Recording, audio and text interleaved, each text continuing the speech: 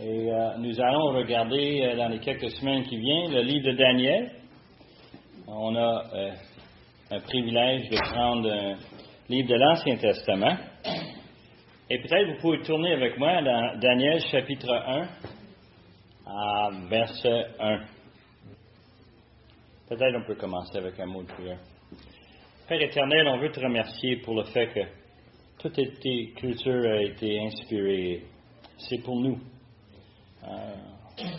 C'est pour notre instruction, c'est pour notre éducation, c'est pour notre encouragement.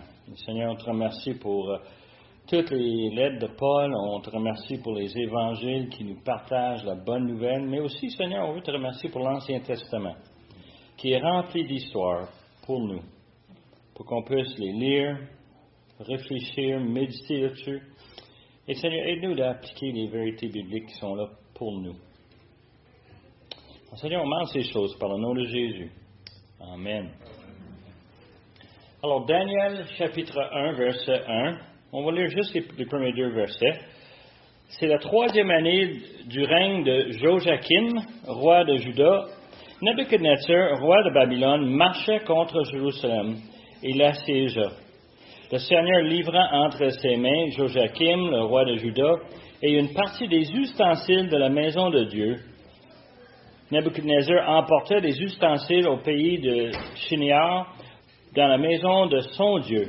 Il les mit dans la maison du trésor de son Dieu. C'est une drôle d'introduction à un livre. On dirait c'est un fait historique. Hey, ce matin, j'aimerais juste vous donner un survol de le livre de Daniel. Je ne veux même pas parler des versets spécifiques. Je veux juste vous donner l'ordre de grandeur. Et entre moi et toi, on n'a vraiment pas assez de temps. Donc, je vais aller assez vite. Ça va être un peu un cours d'histoire puis un cours de géographie à la même temps. C'est juste la façon que c'est fait. Dans ces deux versets, on a simplement l'idée de Jérusalem qui est attaquée par Nebuchadnezzar. On a cette impression que le roi s'est donné librement. C'est pas mal plus compliqué que ça. C'est pas quelque chose qui est arrivé du jour au lendemain, et on va en parler un peu plus en détail. La question de comment on prend le livre de Daniel a beaucoup à faire avec notre perspective. Et moi, j'aimerais ça prendre ce livre ce matin avec une perspective québécoise qui vit dans l'an 2026, qui voit un monde autour qui est sans Dieu, qui est plein de toutes sortes de politiques, de toutes sortes de races, de nations, de chicanes, de conflits. Et j'aimerais ça que Daniel m'aide à bien voir notre temps aujourd'hui. Et pour ce faire, il faut comprendre tout ce qui arrive dans cette histoire. Chez nous, on a un paquet de petits livres qu'on avait depuis que mes enfants étaient tout petits. Là, c'est des petits-enfants qui les lisent. Et c'est des histoires d'une famille d'ours. Il y a maman ours, papa ours, puis il y a 3 petits ours. Oursons. Et puis dans l'histoire, papa essaie souvent d'enseigner des leçons à ses petits oursons. Et la manière que ça déroule, c'est qu'il veut montrer comment faire, mais en réalité, il montre comment ne pas faire. Et ça finit tout le temps, voici ce que tu ne devrais pas faire. Il montre à son fils comment faire la bicyclette. Puis évidemment, il explique qu'il ne faut jamais comme prendre la bicyclette sans les mains sur les guidons, hein? Mais qu'est-ce qu'il fait, lui? Les mains et il prend une fouille. Et là, il dit à son fils, tu vois, qu'est-ce que tu ne devrais pas faire? Moi, je vais te dire que Daniel, c'est une façon de voir l'histoire en regardant et en disant, il y a des bonnes leçons, des choses à éviter. Et on va voir ce matin une des premières choses qui court à travers tout ce livre. Le livre est vraiment divisé en 2 sections. La première section, c'est des histoires narratives de la vie de Daniel. Ce qu'on constate, c'est que ce n'est pas nécessairement chronologique, puis on va confronter cette situation quand ça arrive. Mais il semble que Daniel a écrit littéralement une biographie. Il raconte sa vie. Et la deuxième partie, ce sont les visions que Dieu lui a données sur ce qui se passe dans son temps, qu'est-ce qui était pour arriver dans son temps, qu'est-ce qui était pour arriver plus tard, et qu'est-ce qui va arriver encore dans le futur, même des choses qui ne sont pas arrivées encore. Alors, On a toute une panoplie de visions que Dieu donne à Daniel. Et une des choses qui est importante à comprendre, et en lisant les commentaires, presque tous les commentaires prennent un premier chapitre pour défendre qui est Daniel et qui est l'auteur de ce livre. Comment est-ce que ce livre se trouve dans les 66 livres de la parole de Dieu. Et un des premiers éléments qu'il faut prendre en considération, c'est la crédibilité de Daniel. Et un des références que j'ai trouvé frappant, parce qu'il y a peut-être 3 ans qu'on avait couvert Matthieu, chapitre 24 et 25, on avait parlé des fins des temps, décrits par notre Seigneur à ses disciples. Et une des choses qu'il a dit dans le 15e verset de Matthieu 24, c'était, il dit, c'est pourquoi lorsque vous verrez l'abomination de la désolation dont a parlé le prophète, qui? Daniel. Et c'est important à comprendre que Jésus prenait Daniel comme étant inspiré de la part de Dieu. Il cite comme étant une autorité. Et c'est important que nous, on prend Daniel avec cette même image. Il y en a plusieurs d'autres citations de Daniel dans le Nouveau Testament. Mais moi, j'ai pris juste celui-là parce que c'est notre Seigneur Jésus. Et si Jésus le dit, moi, je le crois. Contexte. Le contexte ici, si tu veux, c'est un cours de géographie. On parle de Mésopotamie, qui est une partie du monde. On aime ça appeler ça quoi, le Moyen-Orient. Ça représente plusieurs pays. Aujourd'hui, on pense à l'Iran, l'Irak, on pense à la Syrie, on pense à Liban, on pense à Israël. Et on pense à ces pays qui prennent toute cette bouchée. Et évidemment, on a beaucoup de références qui nous donnent dans les Écritures sur ces pays-là, en commençant avec le Jardin d'Éden, où on nous parle des rivières qui sortent du Jardin d'Éden, et devine quoi, c'est les mêmes rivières qu'on va parler, l'Euphrate et le Tigre, c'est les rivières qui sortent de ce même endroit. Si on pense à Noé qui a atterri sur le mont Arafat, et ça c'était au nord de la Syrie, dans le pays d'aujourd'hui Turquie. Alors c'est toute cette région qu'on va parler. Et c'est important à comprendre que cette région est aujourd'hui en conflit. Ça a toujours été en conflit depuis le tour de Babel. C'est important. Babel a énorme importance et on va en parler encore plus. Babel, c'est la source de le pays qu'on appelle aujourd'hui Babylone. Et Babylone se trouve au sud de la Mésopotamie, au nord à Syrie, à l'ouest Syrie, à l'est on a le Perse, le pays des Mèdes et des Perses. Et alors on a cette géographie qu'on va parler, c'est énormément d'importance pour Daniel. Et ça aussi c'est une évolution dans le monde géopolitique. Je ne sais pas si on ressent ça aujourd'hui, parce que Daniel a vécu ce que nous on voit aujourd'hui.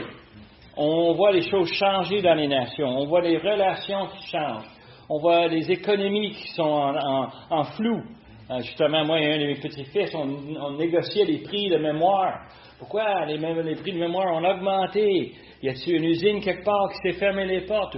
Ou c'est-tu les tarifs? Et on avait ce débat cette semaine. On essaie de discuter comment ça se fait que les prix de la mémoire doublent. Il est en train de magasiner les mémoires pour son ordinateur. Tu vois un peu le scénario. Et tandis qu'on sait que ça a énormément influence de toutes les nations qui sont impliquées. Au cours de l'histoire, géographie, l'histoire nous montre une image d'un monde dans un moment spécifique. Vous ouvrez un livre d'histoire et on va vous parler de quoi?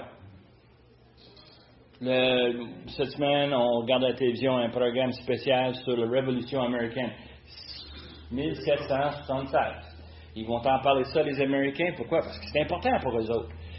C'était l'année où ils ont déclaré leur indépendance de l'Angleterre. On ne veut rien savoir de le roi. On n'en a pas besoin. Et c'est comme ça que les autres ont fait ça. Alors, moi, j'ai mis un simple barre sur le graphique ici pour vous montrer qu'il y a du temps qui a écoulé. Et le temps nous donne une prise. Mais si on prenait plusieurs prises, on verrait un peu une vidéo, n'est-ce pas?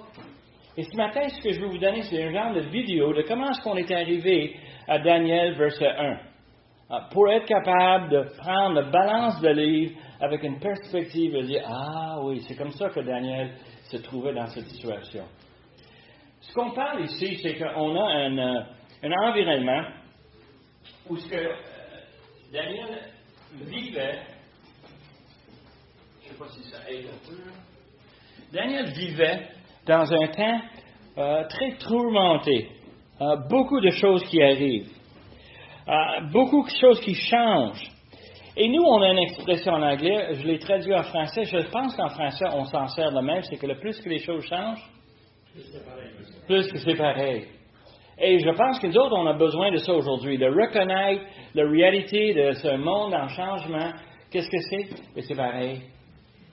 Depuis qu'on a le péché qui est rentré dans ce monde, dans Genèse 3, on vit un environnement qui était très émouvanté, tout en train de changer constamment. À travers les périodes de temps, Dieu a établi son peuple. Et il les a mis dans la terre promise.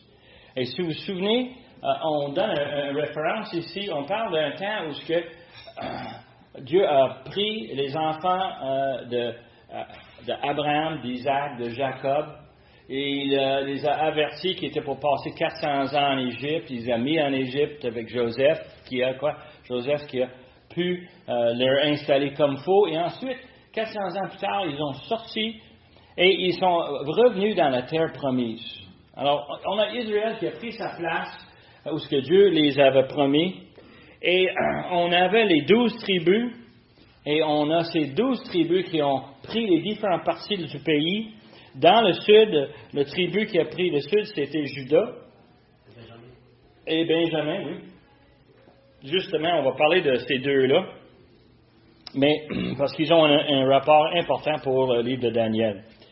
Maintenant, juste pour vous donner l'ordre de grandeur, Abraham, Isaac, Jacob, même Joseph, on parle des années entre 2075 jusqu'à 1700, 1800 avant notre Seigneur Jésus. Hein? On parle de quand même 4000 ans passés. Mais les 12 tribus se sont trouvées dans le pays après Joseph et vers l'an 1300 avant Jésus-Christ. C'est les autres qui ont pris la place. Et tout allait bien dans le pays, sauf que chacun faisait ce qui leur semble bien. C'est juge. Citation que mon épouse et moi, on cite souvent pour quelques raisons. Parce qu'on voit ça en action. Hein? Et qu'est-ce qui est arrivé vers l'an 1040? Les enfants d'Israël, on a dit à Samuel, on veut un roi. Donne-nous un roi comme les pays autour de nous. Et Saül était choisi. Malgré que Samuel n'était pas en accord, mais Dieu a dit, donne-leur. C'est ça qu'ils veulent, donne-leur. Dieu est comme ça, n'est-ce pas? Il nous donne ce qu'on veut, même quand c'est pas bon pour nous. Il nous laisse aller, et on a vu cela. Et Saül s'est mal viré, à un point que vers l'an 1000, Dieu a décidé de choisir un autre roi. Et ce roi, vous le connaissez bien, on connaît bien le roi David. Un homme qui avait le cœur selon l'Éternel. Hein? Et il avait son fils Salomon. Et on a vu ça. Il a pris leur place. Mais Salomon, il avait un problème. Et c'est qu'à la fin de sa vie, il ne suivait plus l'Éternel. Il suivait ses épouses et ses concubines. Et ils avaient des idoles. Ils avaient tout. Et qu'est-ce qui est arrivé? La chicane s'est pognée dans le pays à un point qu'on a divisé le pays en deux. Et là, on arrive avec Benjamin et Juda qui ont pris le sud. Et le nord, c'est les 10 autres tribus. Et l'Israël était divisé, coupé en deux, nord et sud. Et entre eux, il n'y avait vraiment pas beaucoup d'affection. Il y avait même souvent des guerres entre ces deux-là. La chicane s'est prise. Et lorsqu'on a vu ceci, on a vu que les pays étaient pris dans leur péché. Le nord et le sud étaient souvent dans le trouble et à cause de leur idolâtrie. Et leur idolâtrie, c'était quelque chose qui a eu beaucoup de peine à l'Éternel. Et l'Éternel a envoyé les prophètes. Les prophètes de ce temps-là, juste pour vous nommer quelques-uns. Ésaïe, Osée, Michée, on a regardé ces prophètes l'été passé. Ils annoncent de quoi? Dieu va punir la désobéissance d'Israël. Non, moi je suis une personne impatiente, mes enfants ne peuvent pas en parler. Quand j'avais la désobéissance chez nous, tout de suite, on arrive et on règle ça. Moi, j'aime pas ça que ça traîne. Mais Dieu laisse traîner. Dieu laisse le pécheur dans son péché jusqu'à temps que quoi? Jusqu'à temps qu'il y en a ras-le-bol. Jusqu'à temps qu'il n'en peut plus. Et soit il va se donner à son péché ou il va tourner de son péché. Et Dieu a envoyé les prophètes pour les avertir et ils en avaient. Israël n'a pas écouté. Israël, les 10 tribus du Nord, on appelle ça Israël, ils n'ont pas écouté les prophètes. Et d'ailleurs, Israël a eu une série de 19 rois. Parmi les 18 rois, il n'y en a aucun qui a suivi l'Éternel. Les 18 étaient toujours pris avec l'idolâtrie. Et lorsqu'on lit 2 rois, lorsqu'on lit les chroniques, on est confronté par leur désobéissance continuelle. Et ça, c'est un problème. Parce que Dieu va punir. Dieu les a envoyés toutes sortes de troubles. Je dois mentionner à ce point ici que l'histoire nous montre qu'il y en avait parmi les 10 tribus des hommes, des femmes fidèles. Et ce qui est arrivé, c'est que la majorité ont migré vers le sud. Pourquoi? Parce qu'au moins là, il y a un temple, il y a des prêtres, les Écritures sont enseignées. Et là, on voit ça et on dit, c'est merveilleux. Ces gens-là, au moins, avaient le bon sens d'aller où ce que Dieu va être respecté.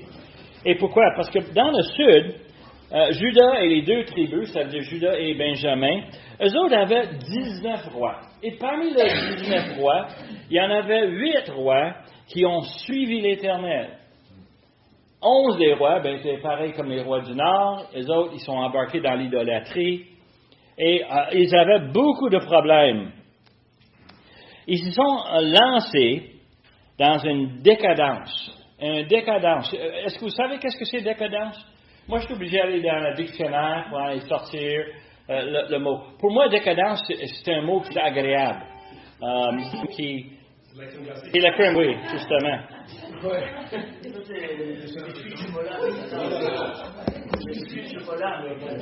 Ça vient de choix du président. Ceux qui me connaissent, mes enfants me connaissent, vous autres, je pense que vous connaissez, j'aime la nourriture. Alors, quand j'ai vu ça dans les commentaires qu'Israël s'est lancé dans la décadence, j'ai dit, waouh, la bonne bouffe, la vie est belle. Hein? C'est pas ça que ça veut dire. Le petit Robert, je vous sors la définition. Normalement, le petit Robert nous donne plusieurs définitions pour un mot. Décadence n'a qu'une seule définition dans le petit Robert. Vous êtes prêts? Un acheminement vers la ruine.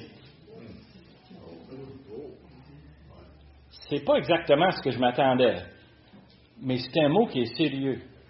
Et il parle de ça dans le sens que Israël s'est lancé dans les plaisirs du monde. Ils sont laissés dans tout ce qui est bien. Et ils sont dans un pays qui est très, très propice. C'est fertile, ça produit, il y en a des bêtes, il y en a des jardins, il y en a de la bouffe. C'est rendu que c'est un pays hautement désirable. Et qu'est-ce que ça fait? Ça rend les gens confortables. Et confortable nous mène à quoi? Prendre des libertés. Et ces libertés ne sont pas nécessairement en suivant l'Éternel. C'est de suivre notre propre passion. Ils sont devenus de plus en plus égoïstes. Ils cherchaient leur propre plaisir à un point que le péché les amenait à suivre les pays autour, les influences des Cananéens qui étaient tout autour, qu'eux autres avaient des pratiques religieuses affreuses. Juste l'idée, par exemple, de prendre un bébé puis de l'offrir en sacrifice, pour moi, là, je ne peux pas voir ça. Un bébé, où est-ce que ça doit être, un bébé? Dans mes bras. On pense pareil quand même. Ouais. Et c'est normal, ça. On aime ça, les petits bouts de choux. John MacArthur a dit que les bébés sont tellement cute. Pourquoi? Parce qu'autrement, on ne s'en occupera pas. Mais ils sont tellement cute. Comment est-ce qu'on pourrait embarquer ça dans un rituel religieux et enlever la vie? Non, ça ne se fait pas. C'est méchant, c'est eux. Ça, c'est juste une partie. Tous les péchés qu'on peut imaginer se trouvaient dans leur pratique religieuse. Et on n'a pas juste les Cananéens, on a aussi l'influence d'Égypte, le pays qu'ils ont quitté. Et ils en ont parlé à Moïse en disant, Moïse, retourne-nous là-bas parce que la bouffe était bien meilleure. Et on a vraiment des influences qu'ils ont amenées avec eux, veut pas. Et les pays autour, la Syrie, Assyrie, Babylone, tous ces pays-là avaient des pratiques. Et les gens d'Israël sont tellement confortables. On est bien, on est intelligent, on est confortable, on est instruit. On a tout ce qu'on peut faire. On peut prendre et importer n'importe quoi qui nous fait plaisir. Et ça, c'est important de réaliser que Dieu va venir punir. Et c'est ça qui est arrivé en 722, avant Jésus-Christ. Les Assyriens, qui étaient ceux qui dominaient la Mésopotamie, eux autres, ils sont descendus vers le sud et ils sont allés en guerre avec l'Égypte. Mais tant qu'être en guerre avec l'Égypte, on a aussi bien conquérir les pays en chemin. Alors, ils ont conquéri la Syrie, ils ont conquéri Israël, les 10 tribus du Nord. Et ils les ont amenés en captivité.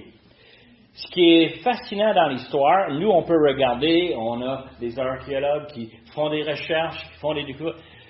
Devine qu'est-ce qu'on trouve au sujet de ces fameux 10 tribus? Rien. Après qu'ils ont été amenés en captivité, ils ont disparu. En anglais, on appelle ça the lost tribes, les tribus perdues. Pourquoi? Parce qu'on ne les trouve pas. Ils ont été littéralement envoyés partout. Leurs cœurs sont tournés de Dieu. Et qu'est-ce qu'ils ont fait? Eh bien, ils ont marié avec les gens dans leurs différents pays où ils ont été envoyés.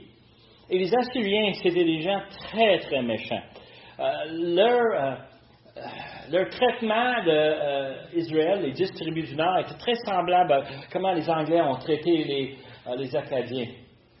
On arrive le soir, on te prend, on te met sur un bateau, on sépare les familles, on sépare les villes, on les envoie partout. Pourquoi? Parce qu'on ne veut pas que ces gens-là puissent remonter et nous attaquer. On va les affaiblir en mettant en dispersion. Et ces gens-là sont mêlés. Aujourd'hui, on regarde le Moyen-Orient, on dit, une personne, moi j'en avais un gars qui travaillait, qui venait d'Iran. J'avais un autre qui venait d'Irak. Eux autres, ils s'identifient comme différentes personnes. Moi, je ne pouvais pas savoir la différence. Et dans le domaine que j'ai mentionné tantôt, on allait manger ensemble, puis j'avais beaucoup de misère à discerner la différence. Il me semble qu'il y a de la viande, il me semble qu'il y a de l'ail, il me semble qu'il y a du riz. Non, c'est pas pareil. C'est pas pareil. Nous, on fait d'une façon, eux autres, OK, tu peux le dire. Pourquoi? Parce qu'il y a un mélange qui se fait à travers les centaines et des centaines d'années. À un point que les Juifs qu'on a envoyés, les autres sont juste mêlés, fusionnés dans toutes ces différentes races. Alors, ce peuple orgueilleux, maintenant puni par l'Éternel, et par cette nation qui s'appelle les Assyriens. Non, les Assyriens, juste pour vous donner un peu d'avertissement, Ésaïe avait annoncé que ceci arriverait. Michée, Osée, les trois, en fin de compte, avaient parlé à cette génération avec ce même message. Si vous ne tournez pas de votre péché, la punition s'en vient. Ils étaient bien avertis. Israël n'a pas écouté et c'est ça qui est arrivé. Et Dieu a envoyé ces mêmes avertissements à Juda. C'est spécial un peu. Ésaïe 39. Permettez-moi de lire un passage, un de mes favoris. Favoris parce que ça m'avait beaucoup troublé. Ésaïe, il parle à Ézéchias. Et il dit, en ce temps-là, Merodach-Badam, fils de Baladan, le roi de Babylone, envoya une lettre et un présent à Ézéchias, parce qu'il avait appris sa maladie et de son rétablissement.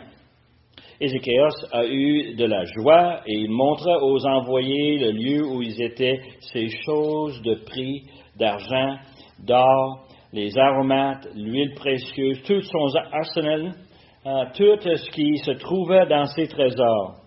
Il n'y eut rien que Ézéchias ne leur fit voir dans sa maison et dans tous ses domaines. Il faut comprendre, Ézéchias, c'est un des bons rois, des rois fidèles. Pourtant, il agit ici comme un homme orgueilleux. Est-ce que je peux le dire? Moi, comme un jeune, quand j'ai lu ça la première fois, j'ai dit, wow, ça prend un débarque. L'homme qui a été tellement fidèle. Quand les Assyriens l'ont attaqué, lui a pris la lettre de demande de la roi d'Assyrie qui demandait qu'eux autres leur cèdent leur pays. Il a pris la lettre, il l'a mis dans le temple, il l'a mis devant l'Éternel, il a prié devant l'Éternel, Seigneur, qu'est-ce que je dois faire? Ça, c'est un homme humble. Ça, c'est un homme qui reconnaît qui est en charge. C'est un homme merveilleux tant qu'à moi. Et là, ici, dans verset 1 à 8, on voit comment est-ce que Ézéchias, c'est un homme orgueilleux. Alors, Ésaïe, le prophète, vient ensuite auprès d'Ézéchias et lui dit, qu'on te dit ces gens-là, et d'où sont-ils venus vers toi? Ézéchias répondit, ils sont venus vers moi du pays éloigné de Babylone. Ésaïe dit encore, qu'ont-ils vu dans ta maison? Ézéchias répondit, ils ont vu tout ce qui est dans la maison. Il n'y a rien dans mes trésors que je ne les ai pas fait voir. Alors Ésaïe dit à Ézéchias, écoute la parole de l'Éternel des armées. Voici le temps viendra où on emportera à Babylone tout ce qui est dans la maison et tout ce que tes pères ont amassé jusqu'à ce jour. Il n'en restera rien, dit l'Éternel. Et on prendra tes fils qui seront sortis de toi, que tu auras engendrés, pour en faire des eunuques dans le palais du roi de Babylone. Ézéchias répondit à Ésaïe, la parole de l'Éternel que tu as prononcée est bonne, car, ajouta-t-il, il y aura la paix et la sécurité pendant ma vie. Wow. Hey, il me semble que c'est pas la bonne réponse. La bonne réponse est, qu'est-ce que je dois faire pour tourner de mes péchés? Non, son orgueil lui a emporté, et puis il dit, enfin, tant pis. Moi, au moins, je vais voir la paix. Il me semble que ça, c'est quelqu'un qui vit dans la décadence, si je prends le mot comme faux. Hein? Alors, on voit ça. Et ça, on parle ici de 722, on parle une centaine d'années avant Daniel. Et pourtant, ici, on décrit exactement ce qui est arrivé à Daniel. Alors, on peut moquer de Ézéchias, mais je pense qu'on a une leçon à prendre de lui. Nous pouvons voir même que les bons rois étaient égoïstes. Et il dit, au moins, c'est pas moi qui va souffrir. Juda avait les mêmes tendances que du royaume du Nord. Ils étaient sous les influences païennes comme eux autres. Et pendant ce temps-là, le monde changeait. Okay? On a parlé d'Assyrie qui a attaqué, qui a pris Israël au nord. Mais quand on lit d'Ésaïe, on parle ici de Babylone et des gens qui sont venus de Babylone. Moi, je les appelle les espions de Babylone. Il faut comprendre un peu pourquoi. Babylone, c'était une province qui était conquérie par les Assyriens. Et ils avaient leur propre roi qui servait les Assyriens. Mais quelque chose est arrivé vers l'an 612. 612, cette province-là a décidé de déclarer leur indépendance. On comprend ça? On est tanné de ceux qui nous dirigent, qui n'ont pas d'intérêt, ils n'ont pas nos intérêts, ils ont leurs intérêts. On peut comprendre ça. Puis on voit ça dans le monde aujourd'hui, c'est évident. On voit ça partout. On a une guerre civile qui se présente dans le pays d'Assyrie. Et Babylone, qui est au sud, a décidé de conquérir Assyrie. C'est pas juste de se séparer. Ils ont dit, on va se séparer, mais on va quoi? On va attaquer les Assyriens et on va les prendre. Et ils ont défait l'Assyrie. Et Babylone est devenue une puissance mondiale. Là encore, Babylone, c'était l'endroit où nous, on pense qu'il se trouvait le tour de Babel. Et ce qui est intéressant, les archéologues, qu'est-ce qu'ils ont trouvé dans les ruines à Babylone, c'est une 50aine de temples à des dieux différents. Ils avaient un dieu pour chaque chose. Ils avaient le dieu pour la nourriture, ils avaient un dieu pour le soleil, un dieu pour la lune, ils avaient un dieu pour tout. Ils en avaient, eux autres. On appelle ça polythéiste, mais à un extrême incroyable. Et ils avaient plein de dieux. Et chacun des dieux était conçu par l'esprit humain. Il ne faut pas oublier ça. Si moi j'ai un dieu pour la récolte, c'est parce que je veux un récolte. Si je n'avais pas besoin de récolte, je n'aurais pas besoin de dieu de récolte. Si vous comprenez un peu la logique, imaginez que pour toutes les choses, tous les domaines de la vie, il y a un Dieu qui est en charge. Et dans l'histoire, ce que les historiens nous disent, c'est que ces dieux se transformaient de génération en génération. Ben oui, mais c'est la pensée humaine. Ils définissaient le Dieu de leur façon, et ils en avaient un pour toutes les couleurs et tous les goûts. Et on voit ici que la décadence de l'Assyrie a apporté une défaite. Ils n'attendaient pas que Babylone, la Babylonie était pour prendre le dessus, mais ils l'ont vu ça. Et puis, littéralement, on voit que c'était une source d'idolâtrie depuis le déluge. Dieu les a suscités pour ses fins. Et ça, c'est très important. Moi, ça m'a pris beaucoup de temps à maîtriser cette pensée-là. On a un pays, on a un autre pays, ils se mettent en guerre, on a une guerre civile, et ça finit plus. Et si on pense à Habakkuk, on a lu cet été, Habakkuk chapitre 1, verset 12. Et Habakkuk est en train de parler du fait que Dieu envoie les Chaldéens, les Babyloniens, pour venir en punition de Juda. Et c'est ça la prophétie. Il dit, n'est-il pas de toute l'éternité, l'Éternel, mon Dieu, mon Saint, ne nous mourrons pas, ô Éternel, tu as établi ce peuple pour exercer tes jugements. Ô mon rocher, tu les as suscités pour infliger tes châtiments. Avec eux, il a compris que les Babyloniens s'en viennent. Pourquoi? Châtier Juda. Le but, c'est Dieu qui l'a préparé avec cet objectif-là. Dieu avait l'intention de punir, et pour le faire, au lieu de prendre une strappe ou un morceau de bois, il a pris un peuple au complet. Et qui est très important à comprendre. Quand on regarde l'histoire, comme je t'ai dit, des photos, on met ensemble, ça nous donne une image, une vidéo.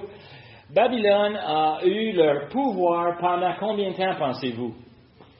Un petit peu plus que 70 ans. Un petit peu plus que le temps qu'on a puni Juda et on les a envoyés en captivité. Devine qu'est-ce qui arrive à Babylonie à la fin. Hey, c'est dans Daniel, je me dévance ici, mais devine qu'est-ce qui arrive. Et ils vont se faire tasser. Ils vont se faire détruire. Incroyable quand tu penses à ces choses-là. Dieu les a pris, une nation au complet, avec un seul objectif. On va châtier Juda. Les Assyriens avaient disparu les 10 tribus de Dieu. Si les Assyriens venaient à Juda, ils allaient le faire disparaître aussi. Et les autres aussi. C'est pour ça que Dieu a décidé de le faire avec Babylonie, qui n'était pas avec la même passé que les Assyriens. Très bon point, n'est-ce pas?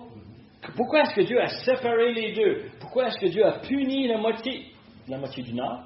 Mais l'autre moitié, justement, il les a protégés pour être châtiés par les Babyloniens au lieu des Assyriens. Et on va voir dans le livre de Daniel, les Babyloniens avaient une pensée radicalement différente. Qu'est-ce qu'on fait avec des captifs? Qu'est-ce qu'on fait avec eux autres? Ils ont et on va voir ça la semaine prochaine. Richard, right? C'est pas?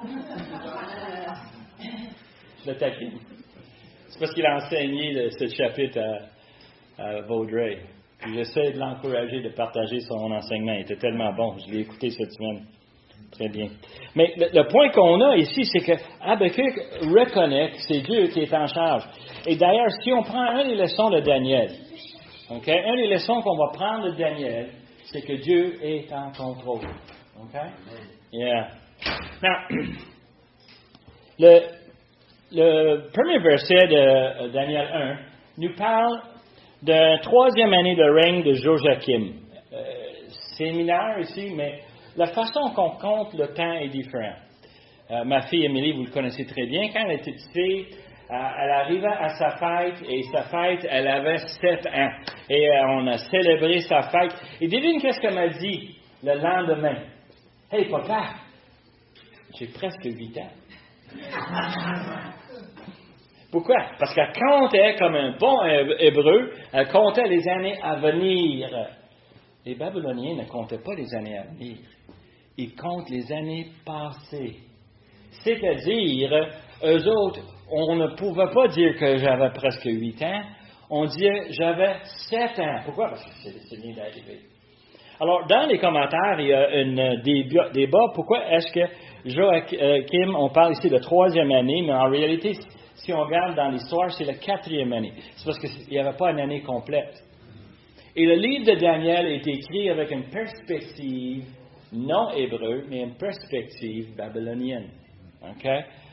Daniel a été enseigné, inculqué dans une culture, et il l'a pris lorsqu'il a écrit son biographie, il l'a pris avec cette perspective. C'est important à reconnaître de quoi Daniel parle et de quelle façon. Le Seigneur le livra à ses mains à Joachim, le roi de Juda, et une partie des ustensiles de la maison de Dieu. Alors, il y a un problème dans mon esprit, c'est un peu que quand tu fais les recherches, Joachim n'est pas le dernier roi de Juda. Il y avait encore d'autres rois. Comment ça se fait? Encore la stratégie des Babyloniennes. Et d'ailleurs, c'est l'Éternel qui a fait ça. Quand on est venu prendre les captifs en Juda, on est arrivé à prendre des jeunes hommes intelligents, des jeunes hommes instruits, des jeunes hommes de la famille royale. Et littéralement, on prenait une sélection très précise, très ponctuelle, pour tout de suite. Pour avoir la déportation de Juda, ça va prendre 3 différentes déportations. Okay? Le premier, c'est on choisit des hommes. Et on parlera de ça dans la semaine à venir. On veut former ces hommes-là.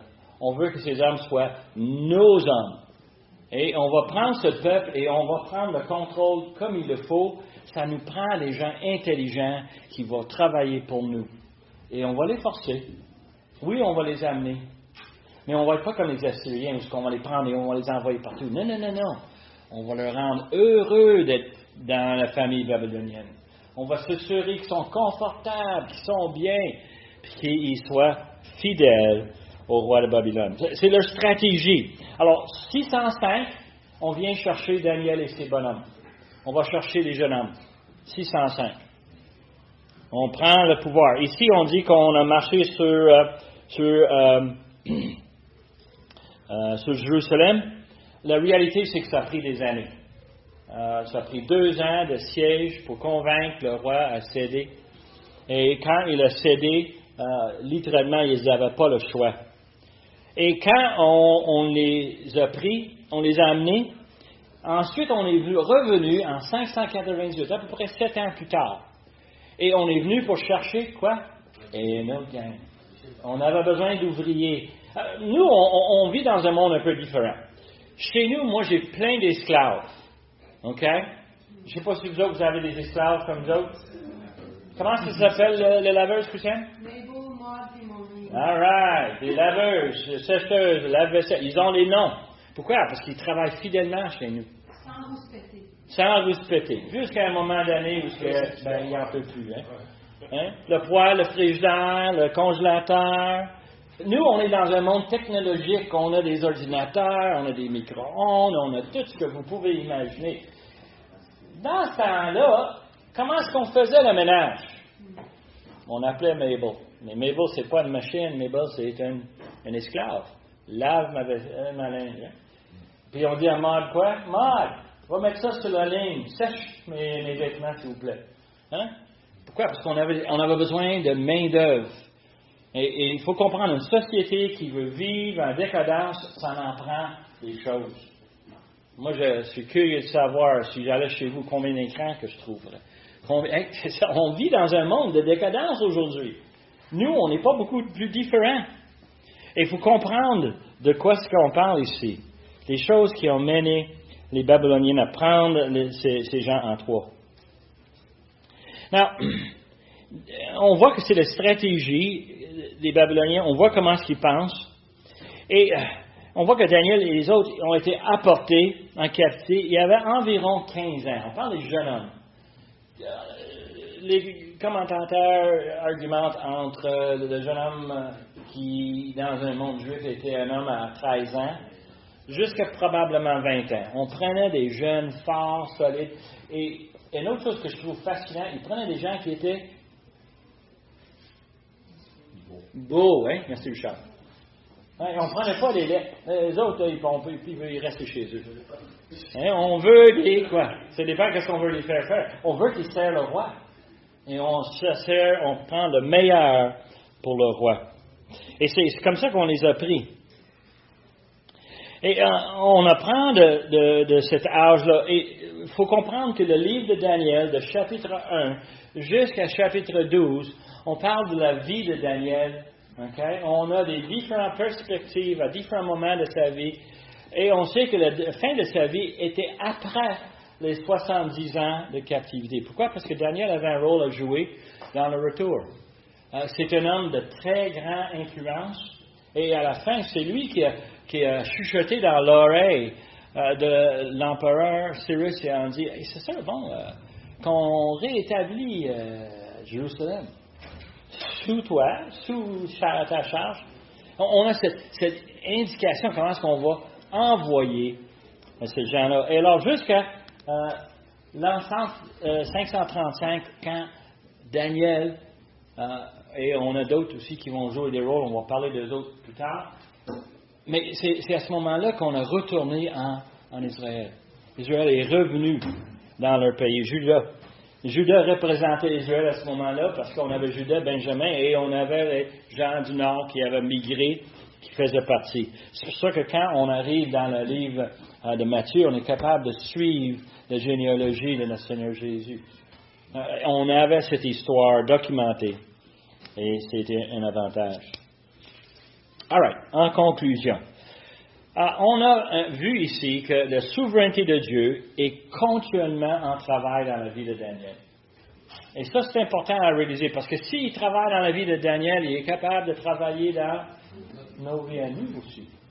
Si vous pensez que vous êtes ici par accident aujourd'hui, si vous pensez que vous êtes ici par votre propre intelligence, vous vous trompez.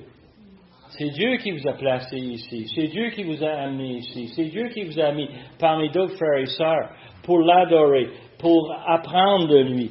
Pourquoi? Parce que c'est Dieu qui est en contrôle. C'est Dieu qui est en charge. Now, nous devons apprendre de ce livre que c'est Dieu qui gère toutes choses. James Montgomery Boyce, un enseignant qui est décédé malheureusement maintenant, mais qui avait écrit plusieurs différents livres et des commentaires. Moi, ce que j'aime beaucoup de ces livres, c'est que ces livres sont basés sur ses sermons. C'est ça qu'il a enseigné dans son Église, mais voici, nous, on a le bénéfice.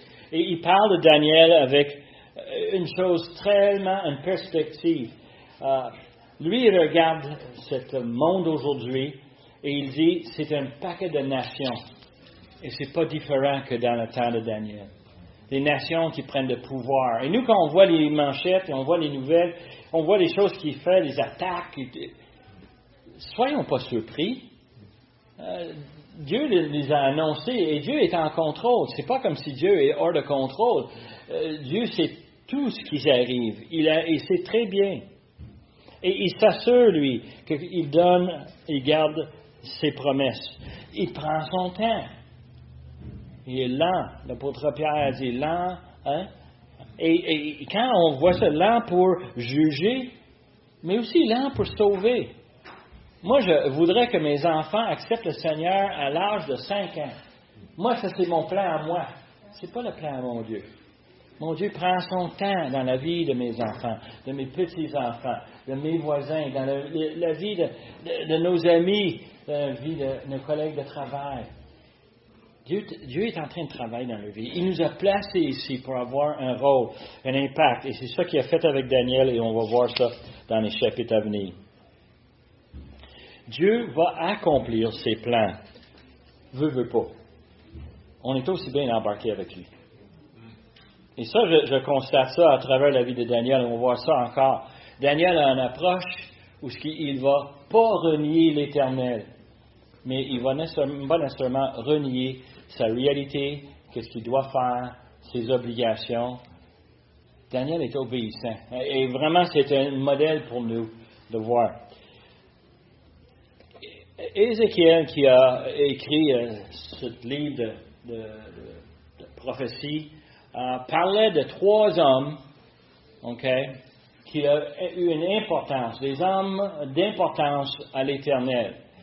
Et les 3 noms qu'il donne sont assez surprenants. Le premier, c'est Noé. Et on sait comment est-ce que Noé était fidèle dans un temps extrêmement difficile.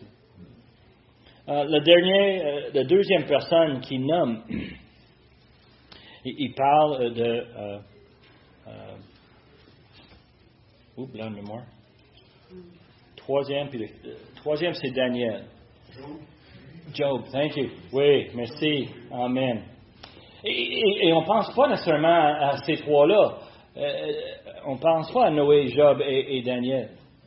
Ce qui est vraiment drôle, et ce que Boyce en parle dans quasiment tout un chapitre, c'est comment ça se fait que Daniel était crédible dans les yeux d'Ézéchiel. Il vivait dans le même temps, dans le même pays, dans la même ville et dans le même palais. Et pourtant, Ézéchiel regardait Daniel comme quoi? Un rôle à copier, un modèle. Et quand on voit ça, on dit, wow, c'est spécial ça. Il aurait pu dire Moïse, il aurait pu dire David, il y a plein d'autres mondes. Mais non, il choisit quelqu'un qui est juste à côté de lui, qui veut dire, dans ces choses-là, moi je veux être comme lui. Je veux avoir l'intégrité de cet homme-là. Je veux être un homme louable devant l'Éternel. Bon, on manque de temps. On va continuer la semaine prochaine. On vient juste de commencer. Mais j'espère que ça vous donne un peu l'eau à la bouche. Dans un monde tourmenté, on arrive, comme eux, à regarder, à dire qu'est-ce qui va arriver? Comment ça va se passer? Et Daniel est là pour répondre à nos plus grandes questions. Courbons dans la prière. Père éternel, on veut te remercier pour ta parole qui nous instruit, et cet homme Daniel qui arrive sur la scène. Et Seigneur, on sait comment est-ce qu'à travers l'histoire, tu as dirigé toutes choses.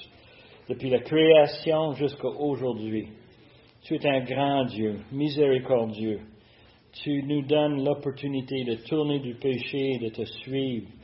Tu nous donnes la foi de mettre notre confiance dans ton Fils qui est mort sur la croix. Payer nos péchés. Quel encouragement de savoir dans l'histoire que tu as choisi des hommes, des femmes spécifiques pour te servir. Seigneur, on demande ce matin que tu nous prépares nos cœurs maintenant pour l'adoration qui vient, que ce soit acceptable à toi. Immense des choses par le nom de Jésus. Amen.